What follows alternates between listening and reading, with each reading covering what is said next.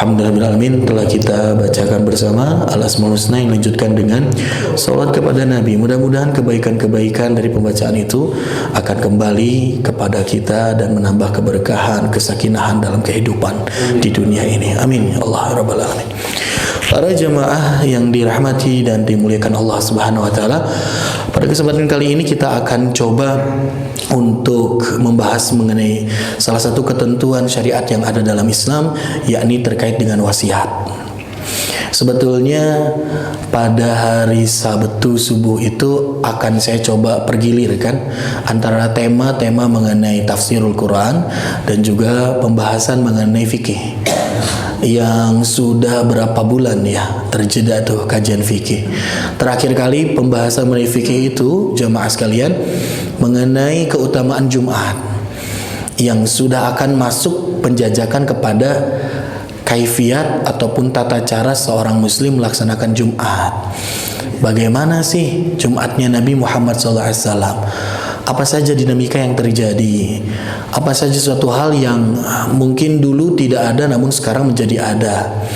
Mengenai adanya 2 kali azan pada pelaksanaan ibadah Jumat, adanya muroki ataupun ada Bilal ketika hendak melaksanakan ibadah Jumat, yang itu sampai sekarang kaum muslimin sebagian mereka tetap melaksanakan dengan 2 kali azan dengan ada muroki Bilalnya, adapun yang tidak menggunakannya. Nah, di dalam kaidah ataupun dalam rukun mengenai khutbah, nanti seorang khatib pun dia akan menyampaikan salah satu konten atau muatan yang sangat penting, yaitu tentang wasiat. Makanya sering ketika sudah mulai mukadimah ya Pak ya, udah innal hamdalillah, setelah itu diberikan mengenai ayat Quran dan dikuatkan dengan usikum wa nafsi bitaqwallah. Nah, suka ada ungkapan seperti itu. Usikum binafsi wa taqwallah itu apa? Bitaqwallah itu apa? Itu adalah wasiat takwa. Nah, ternyata wasiat itu digunakan dalam beberapa implementasi kehidupan kita yang tentunya kaitannya bukan hanya sekedar tentang wasiat teh kaitan sareng jalmi nu bade ngantunkeun. Bukan hanya sekedar orang yang hendak meninggal dia membuat wasiat untuk melimpahkan sebagian hartanya kepada orang lain. Bukan hanya sekedar itu, namun ternyata wasiat itu lebih luas maknanya yang ada dalam syariat kita. Kita akan bahas satu persatu jamaah sekalian. Yang pertama dari makna wasiat. Makna wasiat dalam bahasa Arabnya, dalam bahasa aslinya, walaupun saat ini wasiat sudah difahami menjadi salah satu kosakata yang baku dalam bahasa Indonesia. Wasiat naun sih? Wasiat itu adalah al-amru bit-ta'kidi, merupakan perintah yang di dalamnya terdapat penekanan yang sangat kuat. Perintah yang dikuatkan dengan sebuah penekanan itu adalah wasiat. Wasiat juga kadang-kadang difahami sebagai sebuah bentuk nasihat. Kadang wasiat pun difahami sebagai bentuk bukan nasihat tapi wejangan, arahan ataupun sesuatu yang berharga untuk disampaikan kepada orang-orang di sekitarnya. Bapak-bapak tentunya pernah membaca salah satu surah andalan dalam sholat kita. Apa tuh? Surah Al-Asr yang punya 3 ayat. Itu di dalamnya ada kata wasiat, Pak. A'udzubillahi minasyaitonirrajim. Bismillahirrahmanirrahim. Wal 'asr innal insana lafi khusr illal ladzina amanu wa 'amilus solihati wa tawasau bil haqqi wa tawasau bis sabri. Kata Allah Subhanahu wa taala dalam firman-Nya, celaka. Siapa yang celaka, siapa yang merugi? Innal insana lafi khusr. Demi masa sesungguhnya manusia itu mereka dalam keadaan merugi ataupun celaka. Kenapa bisa celaka? Kenapa bisa merugi? Ya, karena mereka tidak memakai keimanan dalam menjalani kehidupan, mereka tidak beramal soleh. Maka dari itu orang yang tidak digolongkan kepada orang yang celaka, yang pertama adalah orang yang beriman dan beramal soleh. Illal ladzina amanu wa amilus solihat. Dan kesana selanjutnya watawasau bil haqqi, saling mewasiati dalam kebenaran, al-haq. Watawasau bis sabri, dan juga saling mewasiati dalam kesabaran. Nah, wasiat di sini difahami sebagai apa jamaah sekalian? Wasiat di sini difahami sebagai sebuah pesan kebaikan, sebuah nasihat yang akan membuat seseorang itu senantiasa berada dalam kebenaran dan juga kesabaran. Jadi bukan hanya sekedar wasiat tentang kematian, bukan. Nah, dan biasanya orang-orang itu memberikan wasiat pertama ketika hendak berpisah. Ketika ada seorang ayah dan anaknya, dia akan terjeda dengan masafah, dengan jarak yang jauh, dengan waktu yang cukup lama. Biasanya disinilah dimana munculnya pesan wasiat. Ya, maka dari itu wasiat itu dimaknai dengan satu perintah pesan yang sangat ditekankan, yang di dalamnya suatu kaidah yang sangat penting. Ada suatu yang sangat urgen. Diberikan kepada anak yang hendak berpisah. Sering ini terjadi. Ataupun ketika anak ini hendak melaksanakan satu perjalanan yang sangat panjang dalam kehidupannya. Contohnya naon? Rumah tangga. Ketika seorang hendak melaksanakan rumah tangga, biasanya sepuhna, bapaknya ataupun ibunya, ayah ataupun bundanya itu memberikan kalimat-kalimat yang penuh dengan nasihat dan pengajaran kepada anak-anaknya, karena dia akan terjeda berpisah. Ya, bukan hanya berpisah tempat dan jarak, bahkan kakaknya pun nanti akan dipisahkan kalau menikah. Saya ketika masuk pesantren sudah berapa kali wasiat dari orang tua ketika hendak pergi meninggalkan saya. Namun wasiatna hiji sing betah. Karena kalau udah betah ini hilang dari hati seorang anak ketika di pondok, wah atos belajarnya teleres, ya Pak, tuangnya teleres, kesehatannya terganggu, dia tidak akan mendapatkan kehidupan yang baik di pesantren sebaik apapun pesantrennya kalau tidak betah. Mantangna satu, pesan teh sing betah. Keun badai nilai saya oge, keun badai soleh oge, alhamdulillah. Nu penting sing betah. Salah satu pesan dan wasiat orang tua ketika saya pertama kali tinggal di Masjid Mutiara dulu di 2015 itu, pesannya apa? Sing sadar, tahu diri kamu di sini sebagai siapa dan kerjaanmu apa. Kade keluar tongsok nembongkeun aurat, kade pami berbahasa berucap, itu adalah bentuk-bentuk wasiat dari orang tua kepada anaknya.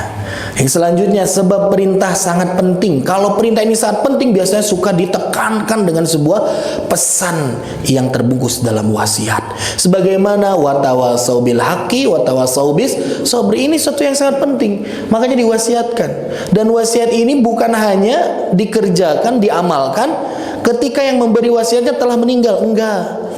Walaupun seorang yang memberikan wasiatnya masih hidup, ini tetap harus kita laksanakan karena bentuknya bukan wasiat yang berkaitannya dengan hukum waris. Yang selanjutnya, sebab tidak mampu untuk dilakukan sendiri. Biasanya kalau orang sudah dia angkat tangan dengan sesuatu, ya, dia sudah menyerah karena keterbatasan dirinya. Seorang anak yang dibebankan amanah wasiat dari seorang ayahnya yang mungkin ada beberapa tujuan ataupun goals dalam kehidupannya, cita-cita yang belum terwujudkan, maka biasanya suka diberikan wasiat karena diri sendiri tidak mampu. Dan yang terakhir, disampaikan saat merasa kematian sudah dekat. Nah, bahasan terpanjangnya mah nanti tentang wasiat tentang etapa. Karena banyak orang yang keliru dalam menganggap apakah ini wasiat, apakah ini hibah, ketentuannya seperti apa. Menarik. Selanjutnya jamaah sekalian, ragam wasiat. Yang pertama, ada wasiat Allah pada manusia, yang tentunya termaktub di dalam Al-Quran. Di dalam surah Luqman ayat 14 ayat 15, khususnya ayat 15, itu Allah Subhanahu wa taala memberikan wasiat kepada manusia agar berbakti kepada orang tuanya. Dengan cara apa? Dengan cara bersyukur. Wa wassaynal insana biwalidayhi hamalathu ummuhu wahnan ala wahnin. Kata Allah Subhanahu wa taala, kami telah berikan wasiat kepada manusia untuk berbuat baik kepada kedua orang tuanya, khususnya kepada ibunya. Wahnan ala wahnin, yang dulu dia mengandung dengan jerih payah yang gitu besar, rasa sakit yang terus bertambah. Dan setelah itu dia terus menyusukan anaknya itu sampai usia fi amaini, sampai usia 2 tahun hingga dia menyapihnya. 9 tahun berkorban tidak selesai. Sampai dengan 2 tahun seorang ibu itu membagi nutrisi dalam tubuhnya, membagi separuh dari kehidupannya untuk seorang anak yang dilahirkannya. Kita jamaah sekalian. Maka dari itu kata Allah Subhanahu wa ta'ala, anushkurli wali walidaik, maka engkau bersyukur kepadaku dan juga bersyukur kepada kedua orang tuamu. Itu adalah bentuk wasiat yang disampaikan Allah kepada kita, yang tentunya kita harus laksanakan. Kapan melaksanakannya? Selama kita menjadi seorang anak. Kapan interval waktu dan durasi kita menjadi seorang anak? Kapanpun, sampai kapanpun tetap status kita menjadi seorang anak bagi orang tua. Berarti tandanya mencurahkan dan juga terus mengupayakan bakti itu tidak berbatas. Yang membatasi hanya kematian kepada orang tua. Dan luar biasanya Allah Subhanahu wa taala menggandeng perintah untuk bersyukur kepadanya dengan bersyukur pada orang tua. Digandeng setelah perintah kepada Allah, langsung perintah kepada orang tua. Maknanya ini adalah manusia termulia yang harus kita berikan bakti kita, kasih sayang kita, cinta kita. Prioritas dalam kehidupan kita adalah kedua orang tua kita. Saku moe beratna kalau orang tua udah bilang sesuatu, udah minta sesuatu, mangga. Saya pernah menyampaikan salah satu tadabbur ataupun tafakur mengenai ayat ketika Yakub itu siapa jemaah sekalian? Ayahnya dari Nabi Yusuf dan juga kakak-kakaknya. Kan diketahui bahwasanya Nabi Yusuf itu punya saudara 11 ya. Dan pada akhir kehidupannya nanti, ru'yahnya Nabi Yusuf, mimpinya Nabi Yusuf bahwasanya dia melihat ada 11 bintang yang tersujud tertunduk kepadanya. Itu ternyata terjadi ketika Nabi Yusuf sudah menjadi Al-Aziz, sudah menjadi pembesar, pejabat ataupun pemimpin yang menguasai salah satu daerah di Mesir. Kan 11 eta raka-rakana teh sumping datang kepada Yusuf. Dia tidak mengetahui sosok Yusuf yang dulu telah dimasukkannya ke dalam sumur, ternyata sudah menjadi seorang gubernur, sudah menjadi seorang raja pada saat itu. Mereka membungkuk, memberikan tanda penghormatan kepada Yusuf. Dan setelah itu kan dibuat drama ya, bagaimana caranya agar Bunyamin itu tetap bersama Yusuf di istana. Ketika mereka sedang paceklik, nggak punya makanan, yang 11 ini datang kepada Nabi Yusuf untuk minta gandum, minta bahan pokok yang ditukar dengan beberapa barang berharga. Dan sebelum pulang, ku Nabi Yusuf teh dilebetkeun tuh salah satu bejana ataupun salah satu muk ya yang ada di kerajaan, masukkan ke barang bawaanna Bunyamin, adiknya. Sehingga dia tertahan tidak bisa pulang, ya sudah disita. Akhirnya dijadikan tawanan dan mereka disuruh untuk kembali sampaikan kepada ayahnya. Nabi Yakub itu jamaah sekalian diceritakan wabiyadud ainahu, ketika Nabi Yakub itu sangat sedih kehilangan Yusuf, anaknya yang paling disayanginya. Ya, bahkan ini generasi pelanjut risalahnya, karena sudah tahu dia akan menjadi nabi. Dia sangat sedih, nangis setiap hari sampai matanya menjadi putih dan tidak bisa melihat. Nabi Yakub seperti itu. Ketika datang nih saudara-saudaranya, Yusuf datang kepada ayahnya bahwasanya Bunyamin yang bungsu pun tidak bisa kami bawa pulang. Tambah sedih itu Yakub. Udah mah Yusuf tidak kembali, sekarang Bunyamin pergi, nggak bisa juga kembali. Tambah sedih, kumaha rasa itu sedihnya orang tua ya. Akhirnya kembali lagi saudara-saudara Yusuf ini meminta rasa kasih sayang dari seorang raja Mesir yang mereka belum tahu itu adalah Yusuf. Ini minta, saya punya orang tua, dia matanya sampai buta, nggak bisa lihat karena saking sedihnya. Dulu ada anak yang namanya Yusuf katanya, itu adik kami, dia dimakan serigala, padahal eta Yusuf nadi payuneun. Sekarang adik bungsu kami yang tidak kalah cintanya orang tua kami kepadanya, sekarang engkau tahan di sini, berilah kasih sayang. Wah gitu. Ya, akhirnya mengucap Nabi Yusuf, ana Yusuf. Aku adalah Yusuf. Tercengang semuanya. Langsung meminta maaf, dan Nabi Yusuf luar biasa memaafkan jamaah. Dan setelah itu ketika tahu bahwasanya ayahnya itu tidak bisa melihat, Nabi Yusuf memberikan pakaiannya. Ya, pakaian yang sudah dipakai oleh Nabi Yusuf diberikan kepada keluarganya itu, kepada saudaranya untuk dibawa ke ayahnya dan minta untuk diusapkan ke wajahnya. Ini pelajaran menariknya. Ketika sudah sampai, Nabi Yakub memegang satu kain pakaian yang sudah diketahui ini adalah pakaian Yusuf. Dari aroma penciuman Yakub terasa Yusuf masih ada. Setelah itu diusapkan ke wajahnya, biidznillah matanya langsung sembuh, Pak.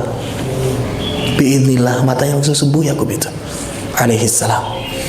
Tapi tongsok nyanyawanan ayeuna kita punya orang tua matanya terganggu ya mah ya acuk tapang abi usapkeun eta mah langkung sesek. Ya jamaah sekalian, apa pelajaran pentingnya?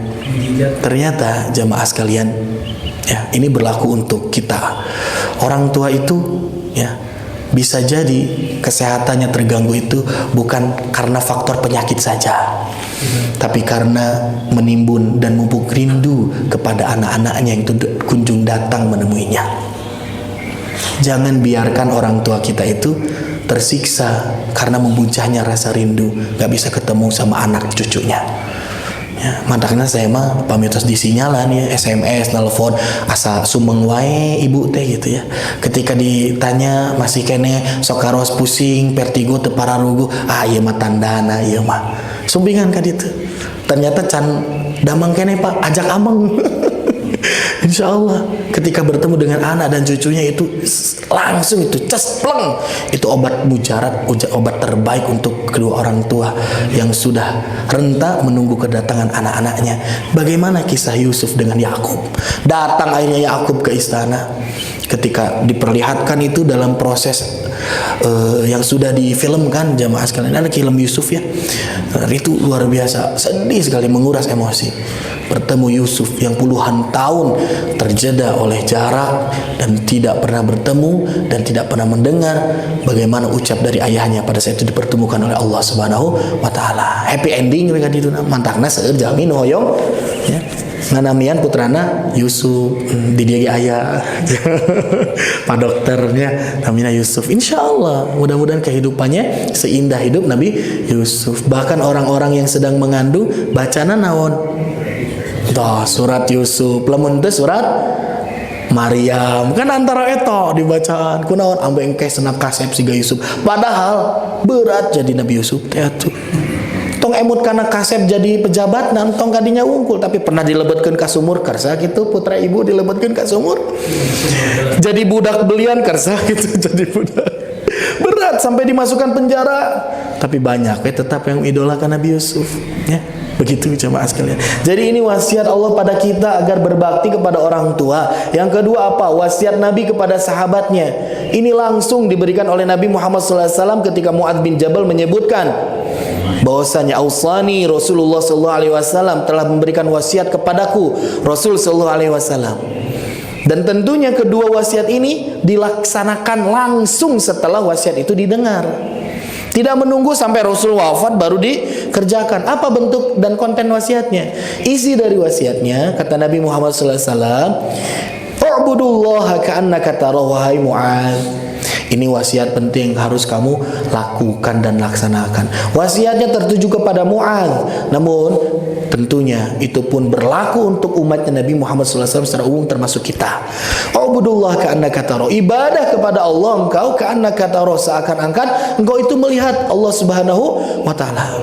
Bagaimana kerjaan seorang pegawai kalau di depannya ada majikan, ada bosnya, Pak? Pasti kan benar-benar soson-soson. Ya, beda caritana kita mah. Diganti ku CCTV. Anggar ku CCTV tidak merasa lebih kuat dibandingkan majikannya, bosnya, manajernya berada di hadapannya, beda. Maka ibadah yang sungguh-sungguh itu akan muncul manakala kita menganggap Allah ada di hadapan kita. Kita melihat Allah. Kalau kita tidak bisa dan mampu melihat Allah, maka yakinilah Allah melihat kita. Kan itu konsep ihsan jamaah sekalian. Ka'annaka tarahu fa illam takun tarahu fa innahu yaraka. Rasakan bahwasanya Allah itu senantiasa mengawasi kita. Yang kedua apa wasiat Nabi kepada Mu'adz? Ya Mu'adz, kata Nabi Muhammad SAW setelah mengenai ibadah, maka wa'adat nafsaka bil mauta. Siapkan hidupmu di dunia ini untuk apa? Kehidupan setelah matimu. Persiapkan itu. Dan yang terakhir yang paling berat, kata Nabi Muhammad SAW, ini yang menentukan nih. Ini yang menentukan dua perkara yang tadi disebutkan di awal. Apa itu? Wa asyara ila lisanihi, dan Nabi Muhammad SAW berisyarat ke lisannya, ke lidahnya. Ya wasiat katilu naon? Ihfadhil lisan, jaga lidahmu. Jaga lidahmu. Karena dengan lidah, jamaah sekalian, terkadang ibadah sebanyak apapun akan runtuh dan musnah. Terkadang karena salah lidah kita. Jadi apa? Persiapan bekal kita untuk menuju akhirat, untuk kehidupan yang abadi setelah matian kita, tidak berbekas sedikit pun. Karena apa? Karena lidahnya. Karena ada satu ungkapan dari ulama, ada seorang yang dia itu sudah penuh dengan amal solih, ya, kehidupannya sudah penuh dengan amal-amal kebaikan, namun ketika mulutnya terbuka, tidaklah hanya bersisa melainkan 70 tahun kenalangsaan. 70 tahun kebaikan itu dihapus, ya, oleh keburukan dia. Kebaikan-kebaikan itu runtuh dan sirna oleh keburukan. Karena apa? Dia tidak bisa mengontrol emosi dan membuka mulutnya berbicara serampangan dari lidahnya. Lidah tidak bertulang, lidah tidak lebih kuat dibandingkan tangan, namun efek dari lidah itu lebih menyakitkan dari pukulan seorang yang memukul. Jadi tabok pak, berem. Kan itu nak biru, tapi 1 minggu berjalan, 2 minggu sabulan, tos teu aya tapakan. Ya, kecuali lamun ngagaplokna Pak Asep beda deui eta mah. Tarik eta mah. Ya, tapi tetap akan pulih. Tapi ketika lisan yang sudah menjurus dan juga mengiris terhadap hati, ya kemana obat dicari? Jadi jamaah sekalian, itu wasiat dari Allah, dari Nabi Muhammad kepada sahabatnya, yang bisa tertuju kepada kita sebagai umatnya. Selanjutnya wasiat apa? Wasiat ayah pada anaknya, Luqman kepada anaknya, dikisahkan dalam surat Luqman. Kan ketika Luqman berikan pengajaran kepada anaknya, apa pertama kali wasiat Luqman, nasihat Luqman yang disampaikan kepada anaknya? La tusyrik billah. Ya bunai, wahai anakku tersayang, jangan kamu syirik kepada Allah Subhanahu wa ta'ala. Sana syirik makna seperti syirik bahasa orang, bahasa Sunda, mensukutukan, menduakan, menyamaratakan Allah dengan sesuatu apapun. Jangan sampai kamu berbuat syirik, wahai anakku tersayang. Ari Luqman teh saha, Pak? Apakah dia nabi? Bukan, Pak. Luqman itu bukan nabi, karena tidak ada satupun ulama yang mengungkapkan sebuah pernyataan bahwasanya Luqman mendapatkan wahyu. Nggak ada, karena syarat jadi nabi itu adalah mendapatkan wahyu. Luqman ini tidak mendapatkan wahyu, tapi Luqman adalah salah satu indikator penting bagi seorang muslim, khususnya kita umatnya Nabi Muhammad SAW. Walaupun kedudukannya bukan seorang nabi, tapi ternyata tetap mendapatkan kemuliaan yang tidak kurang dari Allah Subhanahu wa ta'ala. Sampai-sampai beliau diabadikan namanya di dalam Al-Quran, padahal bukan seorang nabi. Nah, tapi siapa dong? Beliau adalah wali Allah Subhanahu wa ta'ala, yang bisa mencapai kemuliaan dan puncak derajat makom yang tinggi karena ketaatannya kepada Allah, dan juga disebut Luqmanul Hakim. Karena apa? Karena bijaksana dalam mengemban kehidupan. Jadi ucapnya, tutur katanya, perangainya arif, lembut, itu adalah Luqman. Orang mana gitu? Turunan dari Habasyah Luqman itu. Berarti memiliki kulit yang apa? Yang hitam legam. Saya membaca tafsirnya itu, Ibnu Katsir menyebutkan, bahkan ada beberapa ulama yang berselisih mengenai pekerjaan Luqman. Dia itu dianggap memiliki pekerjaan sebagai seorang qadhi. Qadhi itu naon, Pak? Hakim di kalangan Bani Israel. Ada yang menyebutkan bukan qadhi, tapi tukang jahit, tukang rajut, bikin baju, katanya Luqman itu. Menarik kisah kehidupannya. Dan ada yang menyebutkan juga bukan, karena dia etnisnya dari Habasyah, Ethiopia. Mereka itu adalah orang-orang yang strata sosialnya rendah. Budak, sahurna teh. Saya budak kali, budak belian. Hamba sahaya, sahurnya teh. Tapi dengan strata sosial yang kita anggap rendah, tapi ternyata di mata Allah Subhanahu wa ta'ala begitu mulia. Makanya inna akramakum indallahi atqakum, ketakwaan yang menjadi barometer mulia dan tidaknya seseorang di sisi Allah Subhanahu wa ta'ala. Bagaikan Luqman ini, luar biasa perkataannya. Ya, dikasih tahu janganlah kamu sekali-kali untuk berkata dusta. Kamu harus yakin kamu senantiasa dilihat oleh Allah. Kamu menyembunyikan apapun Allah pasti tahu. Dimanapun kamu menyimpannya Allah pasti akan tahu dan melihatnya. Itu adalah wasiat-wasiat Luqman memberikan pengajaran kepada anaknya. Anaknya Luqman sah Ibnu Luqman ya kan. Abbas punya anak siapa namanya? Ibnu Abbas gitu. Farhan punya anak namanya siapa? Ibnu Farhan. Ya, jadi Luqman tidak dicatat dalam riwayat mengenai nama anaknya. Ya, selanjutnya nomor 4, wasiat khotib kepada mustami di saat khutbah Jumat sebagaimana diungkap di awal. Ini pun wasiat mingguan, Pak, yang kita dapatkan dari khotib agar apa? Agar kita mampu merangkai keimanan dan juga merawat ketakwaan. Itu diberikan di setiap Jumat ke Jumat. Bahkan konten isi dakwah full dari awal sampai akhir. Khotib teh naon isina tentang iman, tentang takwa. Walaupun diulas ya, dielaborasi dengan beberapa topik-topik yang di luar itu, tapi pada akhirnya kembali pada peningkatan mutu dan kualitas iman dan juga ketakwaan. Penting ini. Dan terakhir barulah wasiat seseorang yang diwujudkan selepas kepergiannya, yaitu nanti kaitannya dengan hukum waris. Ada hukum waris, istilahnya apa? Ilmu apa? Masih ingat tidak, Pak? Ilmu faraid. Ilmu waris laras ya.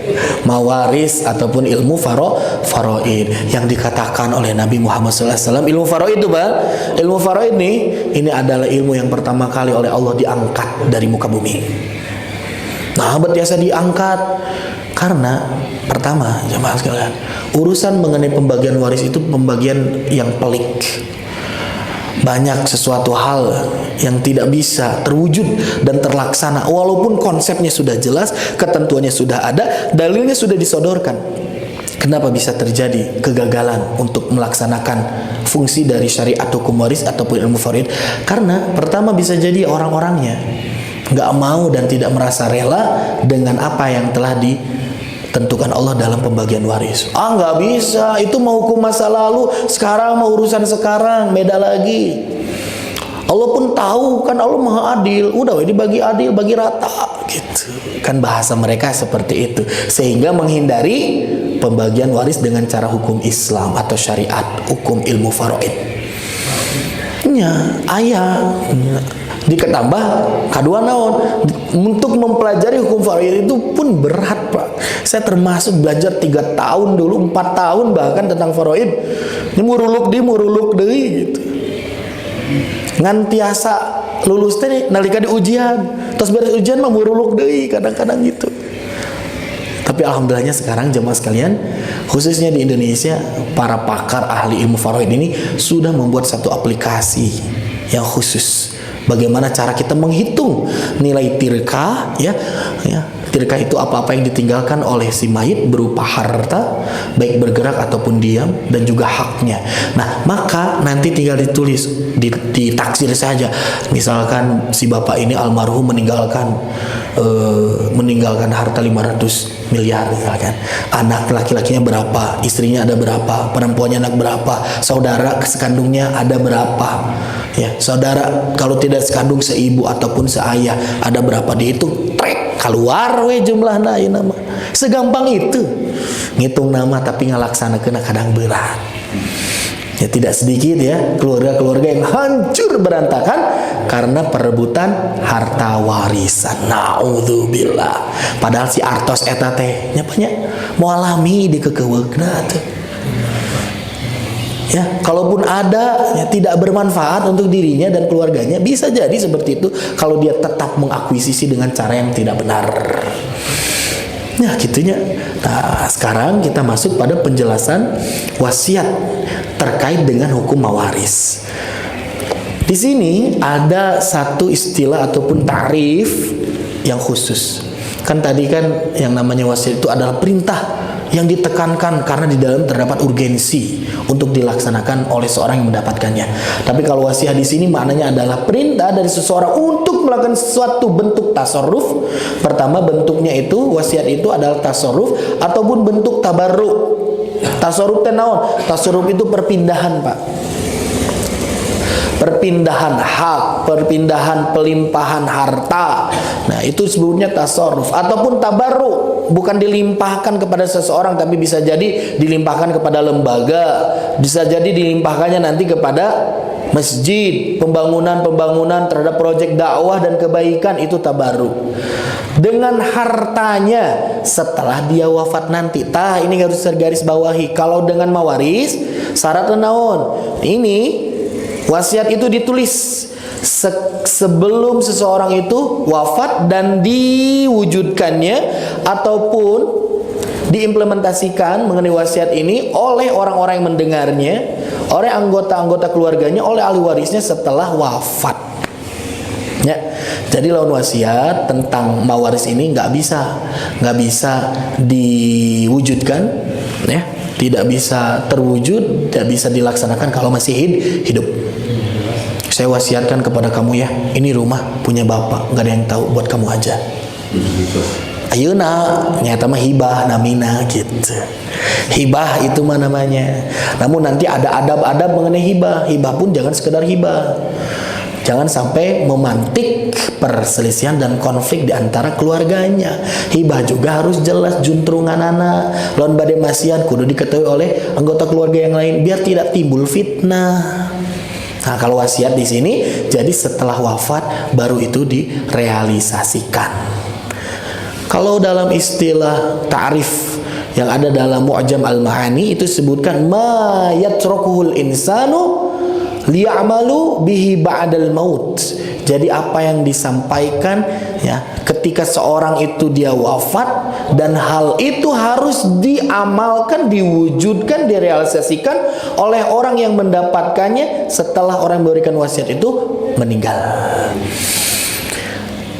Apa dalil landasannya kita dianjurkan untuk membuat wasiat? Nih, wasiat dalam Islam itu terkandung dalam surah Al-Baqarah ayat 180. Kutiba alaikum, diwajibkan atas kalian. Tuh ungkapannya seperti ini jemaah sekalian. Kutiba, pakainya ditetapkan, diwajibkan alaikum atas kalian seluruhnya. Idza hadara ahadakumul maut, ketika seseorang sudah nampak tanda-tanda kematian. Intaroka khairon, dan dia itu meninggalkan khairon di sini maknanya harta. Dia meninggalkan harta yang banyak. Al wasiyatu, hendaklah dia membuat apa? Diwajibkan untuk membuat wasiat. Ada yang cukup kritis terhadap ayat ini jemaah sekalian. Nyebutnya gini, Ustaz, di situ kan intaroka khairon. Kalau si mayit ini meninggalkan harta yang cukup banyak, sedangkan saya mah hartanya sedikit, berarti itu wajib atuh. Kehulat. Ya, jadi jamaah sekalian, di sini di mana khairon, bapak-bapak, coba bapak-bapak klik sik mengenai surah Al-Adiyat.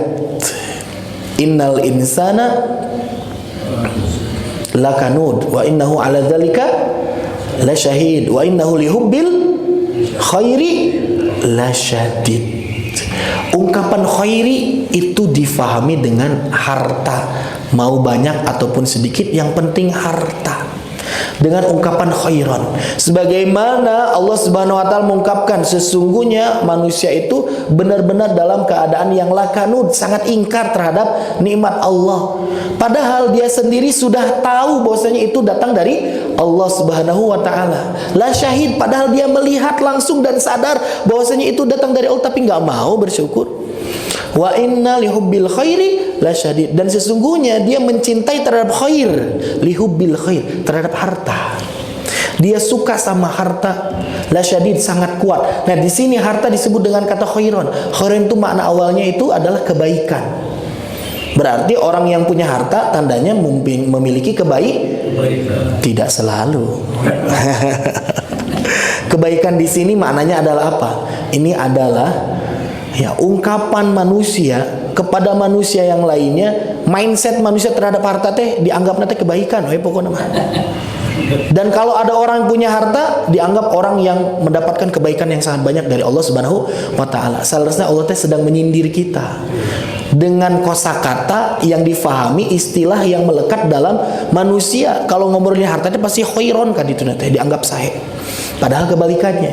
Kenapa harta disebut khairon? Karena harta itu harus senantiasa baik dari hulu sampai hilirnya. Dari awal dia meniatkan untuk mencari harta, khairon kudu sae. Kayak harta teh kangge nafkah, kangge keluarga, bukan untuk foya-foya, bukan untuk cari hal-hal maksiat kepada Allah, bukan untuk malah berselingkuh, bukan untuk malah jadi melakukan hal-hal yang tidak baik gitu. Kudu sae. Khairon didinya teh. Nalika carana mencari harta pun kudu sae. Ketika sudah dapat hartanya dibelanjakan kudu sae, mantangna khairon.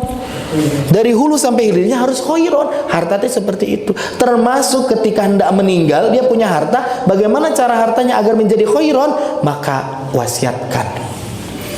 Tapi tekuna naon kalau misalkan ada seorang yang dia wafat tapi ternyata dicari-cari arsipnya nggak ada wasiatnya tuh. Ditanya nih satu-satu orang-orang yang terdekatnya, orang-orang yang mengurusnya sebelum dia wafat, nggak pernah tuh si bapak, si ibu nyebutin wasiat, nggak pernah. Dan itu pun tidak dosa. Karena kutiba alaikum di sini sebagaimana kutiba alaikum yang maknanya itu adalah sebuah hal yang disesuaikan dengan situasi dan kondisinya. Bisa jadi wajib, nanti ada hukumnya Pak. Bisa jadi sunnah, bisa jadi mubah, bisa jadi makruh, atau bisa jadi haram wasiat itu. Siapa untuk siapa wasiatnya? Lil walidaini wal aqrabina bil ma'ruf. Berikan wasiat untuk kedua orang tua, untuk kerabat-kerabat terdekat bil ma'ruf, dengan cara ma'ruf. Kan wasiat nggak boleh diberikan kepada orang tua, tidak bisa diberikan kepada anak-anak yang mereka itu termasuk dalam ashabul furud. Mereka sudah pasti dapat warisan. Ketika seorang meninggal, dia masih punya orang tua Pak, maka orang tuanya itu dia mendapat warisan dari harta yang ditinggalkan oleh anaknya. Istrinya dapat warisan karena suaminya meninggal. Anaknya karena dapat warisan karena bapaknya meninggal. Kan itu sudah pasti dapat warisan.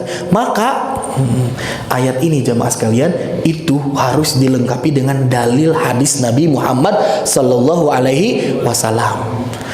Terus kenapa tuh ini ada ungkapan untuk kedua orang tua? Karena kebiasaan bangsa Arab dulu jamaah sekalian, ketika meninggal teh nggak pernah bikin wasiat. Yang kasihan siapa? Yang kasihan orang tuanya. Kadang harta ini diakuisisi oleh hanya untuk orang anak-anaknya saja. Ketika punya nenek, punya kakek yang sebetulnya dia mendapatkan gitu ya, karena hartanya berlimpah juga, dia nggak jadi dapat apa-apa. Makanya diperintah untuk bikin wasiat. Kalau mau meninggal, bikin wasiat, hartanya sebagian berikan kepada orang tua kalau masih ada. Ini kadang terluput, lupa gitu ta. Dan memang syariat Islam pada saat itu hukum faraid mengenai hukum waris ini belum lengkap diturunkan sepenuhnya. Makanya mengikis tradisi mengenai bangsa Arab itu sedikit-sedikit. Nu tadina tara sok atuh ayeuna ngadamel wasiat khusus kangge orang tua gitu. Dan juga wal akrobin. Nah, wal akrobin di sini bisa diartikan dengan saudara-saudara, punya kakak, punya adik. Kadang sok kalangkung ieu teh. Langsung dikekewu ku istrina langsung, nggak diberikan kepada siapa-siapa. Nah, nggak boleh. Makanya harus diberi wasiat agar nanti harta yang ditinggalkan itu bisa bermanfaat untuk keluarga, kakak ataupun adiknya. Tapi ini dimansuh istilahnya. Syariat ini dihapuskan karena sudah ada syariat yang terbaru yang sudah lebih lengkap. Disampaikan dalam hadis Nabi Muhammad SAW. Rukun wasiat. Jamaah sekalian, Rizky berapa menit lagi ke syuruk? 10. Rukun wasiat yang pertama jamaah sekalian al-musi. Al-musi yang pertama harus ada ya. Kalau nggak ada salah satu nggak bisa terwujud nih wasiat. Al-musi itu adalah pemberi wasiat. Kumaha bare masian wasiat lamun al-musinya nggak ada. Jadi yang pertama itu pemberi wasiat diistilahi dengan al-musi. Yang kedua al-musallahu, yang ketiga al-musabihi. Al-musallahu itu adalah penerima wasiatnya. Bagaikan al-musi adalah Allah, al-musallahunya adalah kita yang mendapatkan wasiat dari Allah untuk melaksanakan, salah satunya berbakti kepada orang tua. Kalau di sini orang yang meninggal itu berikan wasiat untuk siapa? Nah, al-musallahu namanya. Apa yang diwasiatkan itu masuk ke dalam istilah al-musabihi. Harta yang diwasiatkan itu al-musabihi. Dan terakhir harus ada sigot. Sigot naon? Ungkapan lafaz yang mengikat terhadap akad ataupun ungkapan wasiat ini. Lafaz yang digunakan dalam wasiat, ungkapannya bisa jadi saya wasiatkan sepertiga hartaku ini untuk si fulan setelah kematianku. Namun nanti jamaah sekalian, kita boleh mendalami biar lebih paham terkait dengan hukum kompilasi Islam, HKI. Itu dibahas bukan hanya sekedar ada musi, ada musobihi, ada musolahu, dan sigot. Jadi nanti pun kalau betul-betul ingin berwasiat dengan cara yang ma'ruf, agar nanti kesannya tidak timbul konflik, maka harus ada saksi. Kalau ingin lebih kuat, dinotariatkan. Kalau ingin lebih kuat lagi, ya ada hitam di atas putih, diberikan materai. Di saat dan di zaman seperti ini jamaah sekalian, terkadang orang itu kalap dengan harta. Orang tuanya udah bilang, saya wasiatkan ya, saya ingin wakaf Quran, saya ingin wakaf ke panti yayasan yatim piatu, saya ingin wakaf ya untuk pembangunan masjid ini, saya ingin wakaf tuh lahan saya di sana nggak terlalu besar kok, tapi itu bisa dimanfaatkan untuk pemakaman. Kan sekarang wakaf pemakaman tuh penting pak. Ini orang hirup di mana maut nah dikuburkan di mana tos pararino. Nah salah satu bentuk wakaf yang akan mengalir jariahnya yaitu wakaf kuburan. Selama orang dikubur di situ, selama itu pula kan jariah pahalanya mengalir gitu, walaupun dia sudah mati juga gitu. Masian jariah kan utos maut tapi jariah jadi pahala. Nah, tapi karena tidak kuat ya secara landasan legalnya, maka bisa jadi ini wasiat dirubah, dihilangkan, dilenyapkan, ataupun tidak direalisasikan. Makanya nanti harus ada pasal-pasalnya, ada poin-poinnya khususnya. Kalau kita ingin betul-betul berwasiat, ya maka harus sungguh-sungguh mewasiatkan itu. Kalau tidak hitam di atas putih, karena tidak sempat waktunya, kumpulkan anggota keluarga ketika kita merasa bahwasanya wah, nyakaraos lah gitu.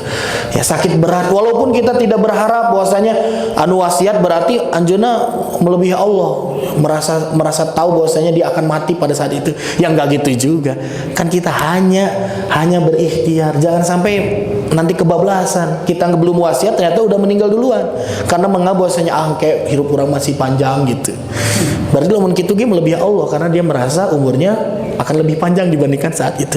Ya, jadi tetap wasiat itu kalau sudah ada tanda-tandanya atau dari sekarang silakan diwasiatkan. Silakan diwasiatkan. Jadi harus ada sigotnya jamaah sekalian. Saya wasiatkan biar jelas itu wasiat gitu. Biar jelas ini bukan hibah nanti kesananya. Kalau hibah pada saat itu langsung diberikan. Ya, jamaah sekalian. Selanjutnya hukum berwasiat. Ini sebagai penutup kita ya, yang nanti insya Allah kita akan lanjutkan dengan beberapa bahasan-bahasan mengenai ketentuan yang khusus. Hukum berwasiat pertama, jamaah bisa jadi wajib jika berhubungan dengan pemenuhan hak-hak Allah Subhanahu wa taala. Contoh, ada orang yang dia itu melakukan dosa besar.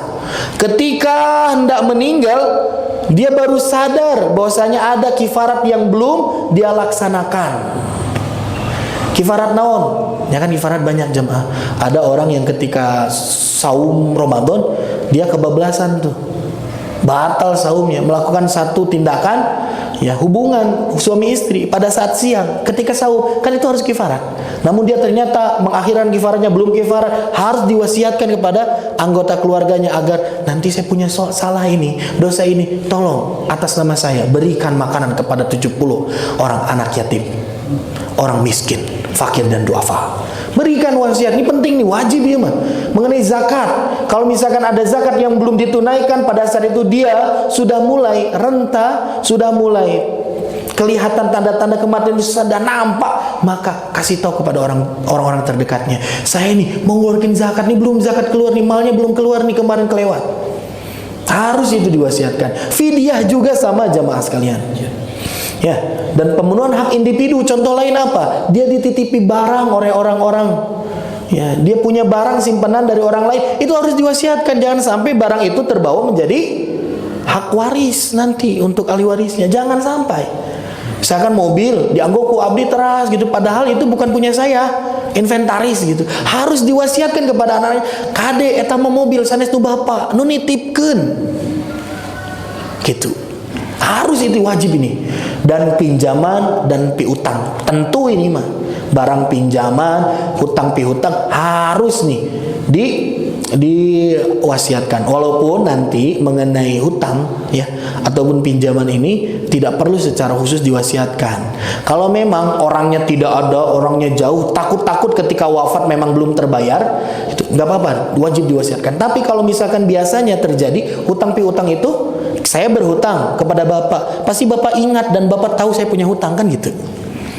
Ketika meninggal pasti juga oleh anggota keluarga itu diumumkan siapa yang pernah dihutangi oleh orang tua saya yang meninggal, silahkan datang hubungi. Dan juga bapak sebagai yang memberi hutang kan gak mau rugi juga, pasti datang kepada orang yang telah dihutangi setelah wafatnya, ngobrol, bapak teh kapungkur teh ke abdi 50 juta. Aduh gak gebeng, padahal harta warisannya cuman ada 1 juta. Sedih. Nah jadi jamaah sekalian, jadi ini adalah hukum-hukum yang wajib. Kalau misalkan ada hal-hal tersebut, kita cepat-cepat bikin wasiat. Selanjutnya apa? Dihukumi sunnah apabila diberikan kepada saudara yang tidak memperoleh harta waris. Ada nih. Contohnya siapa tuh ya? Contohnya misalkan kita punya nisan, punya sepupu. Apa ya? Secara kekeluargaan dan hubungan nasab itu memang dia tidak dapat tuh untuk warisan dari kita. Dia tidak termasuk ahli waris kita karena sepupu nggak masuk, Pak. Tapi karena secara keakraban dan hubungan emosional dia itu sangat baik ya. Kehidupannya itu luar biasa, sering memberikan kebaikan, menjadi teman sejawatnya, menjadi sahabatnya, menjadi orang yang senantiasa menolong dalam kesulitannya, maka dia berikan wasiat. Kangge sepupu saya dikasih wasiat. Kamu saya kasih ini. Boleh. Itu sunnah. Karena secara warisan dia nggak dapat. Makanya agar dia mendapatkan manfaat dari harta kita, berikan wasiat, tuliskan wasiat.